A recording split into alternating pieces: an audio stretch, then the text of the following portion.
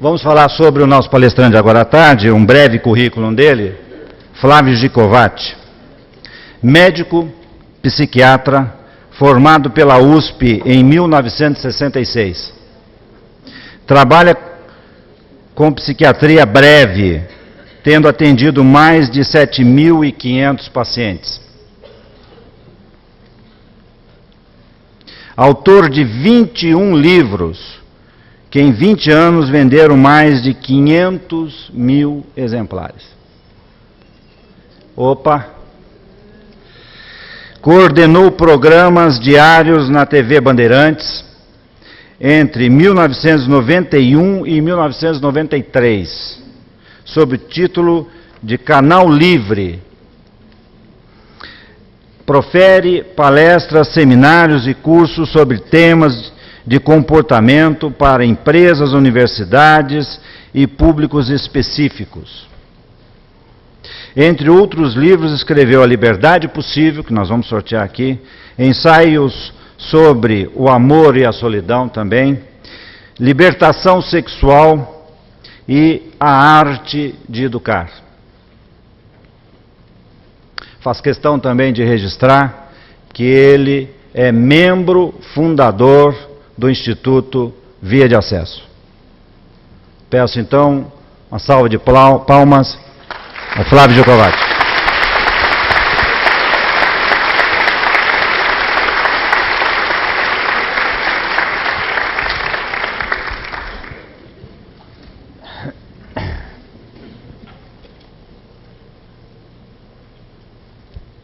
Tarde.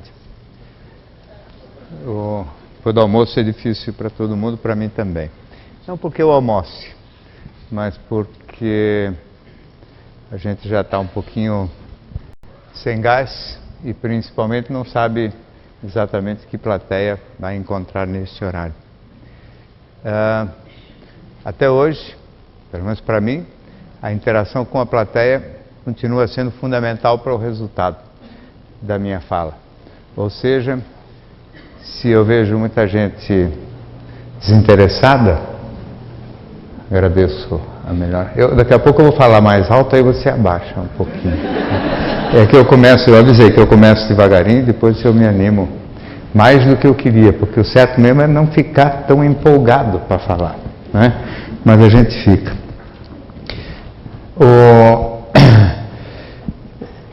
Eu há muitos anos falo para plateias de todos os tipos, de todos os tamanhos.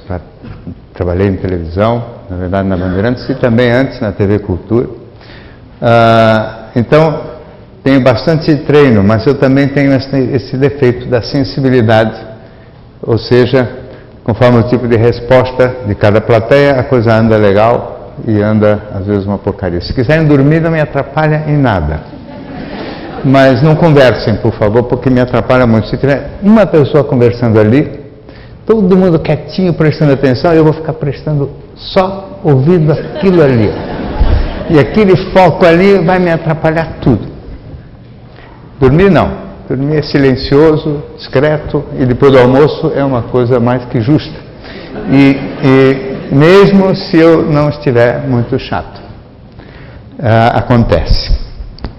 O tema da inteligência emocional, que é aquele que eu vim falar para vocês um pouquinho, e que também tem um resumo que eu tentei fazer para essa revista Vencer, que vai amanhã para as bancas, é um tema que tem estado, ou tem se transformado num tema muito relevante, por causa do título, né? Hoje nós vivemos um mundo curioso, em que o nome, né, o título, às vezes, de um livro, por exemplo, faz do livro um best-seller. Principalmente quando o título do livro é tão fantástico que ele dispensa a leitura do livro. E é mais ou menos o caso deste aqui. Inteligência Emocional é um título tão bom, né? Tão bom que não precisa nem ler o livro. Todo mundo já sabe antecipadamente o conteúdo do livro. Marketing é isto, não é? Quase como a gracinha que o Rui estava fazendo aí sobre a realeza, mas quanto mais... Sabe, por exemplo, um título assim, Mulheres Inteligentes, Escolhas Insensatas. Isso foi um best-seller americano que fez sucesso aqui também. Isso é maravilhoso, né? Porque todas as mulheres que fizeram escolha insensata, ou seja, uma boa metade delas, automaticamente foram chamadas de inteligentes, não é? E está explicado por que elas fizeram a escolha insensata. Foi graças à sua superior inteligência. E não precisa mais ler o livro também. Agora, os meus livros não, tem que ler. Tudo página por página, linha por linha. Então vende muito menos. Fica chato, tem que prestar atenção. Se distrair, tem que voltar atrás. Essas coisas antigamente, não é? E não vem grifado. Cada um tem que fazer o seu próprio grifo. Hoje tudo isso atrapalha. Mas, de todo modo, o tema inteligência emocional, que é um tema antigo em psicologia e que antigamente sempre se chamou de maturidade emocional, só mudou de nome.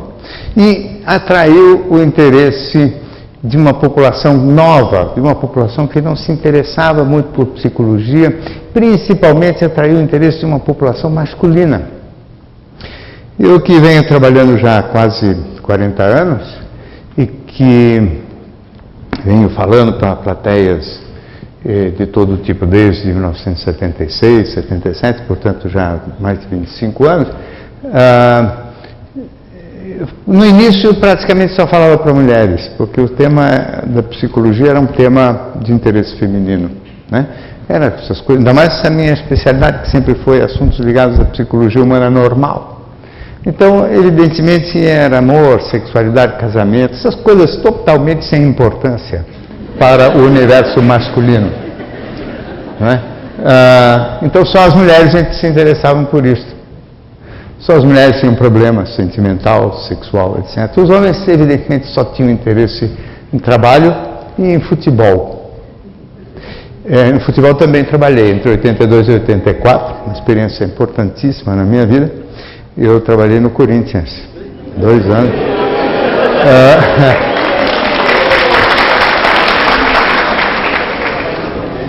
Estava indo bem, né?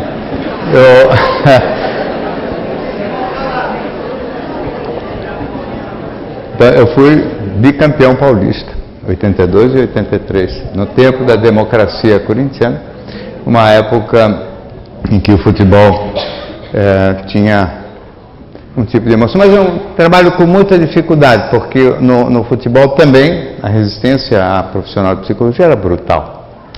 Tinha havido uma tentativa anterior no próprio Corinthians com o Gaudêncio. O Gaudêncio também trabalhou no Corinthians. Aliás, quando eu fui para o Corinthians, ele tinha uma dor de cotovelo terrível, porque acho que era o sonho da vida dele. Nunca sair de dentro do Corinthians. A pessoa que eu mais cruzava nos estádios era com ele. Ele é corintiano mesmo, eu não era corintiano, eu fui para lá profissionalmente. Mas ele não, ele era um fanático, ele deve ser até hoje, né? Essas coisas não tem cura. Mas, de todo modo, foi talvez em torno da questão do trabalho e um pouco do esporte que a psicologia chegou ao universo masculino, né? Na questão do esporte, a psicologia continua subaproveitada no Brasil, desprezada, não é? Quando o tema, só para vocês terem uma mínima ideia, outro dia, né, numa matéria grande, num jornal francês, o Figaro, né, falando de questões dramaticíssimas que envolvem o atleta profissional, que envolvem doping, né, era pretexto de um atleta que foi expulso das Olimpíadas, porque esses moços, totalmente às vezes despreparados e de origem muito singela, eles viram figuras midiáticas fantásticas, ganham salários monumentais, morrem de medo de perder todo este sucesso e toda esta glória, eles estão ameaçados o tempo todo por um fracasso, não é? É uma vida infernal. Pode aparecer só o lado glamouroso, glorioso, etc., do atleta profissional, mas é uma vida infernal. E, inclusive, se pensar profundamente, botando em dúvida, em questão, a validade realmente social, a utilidade e o benefício que o esporte competitivo e assim transformado em dinheiro pela mídia, realmente se isso contém realmente algum efeito pedagógico, não é? Ou se não vamos dizer assim, um receptáculo de tudo que há de pior na nossa sociedade hoje. né? E esses temas, evidentemente, não interessam para ninguém, a não ser para os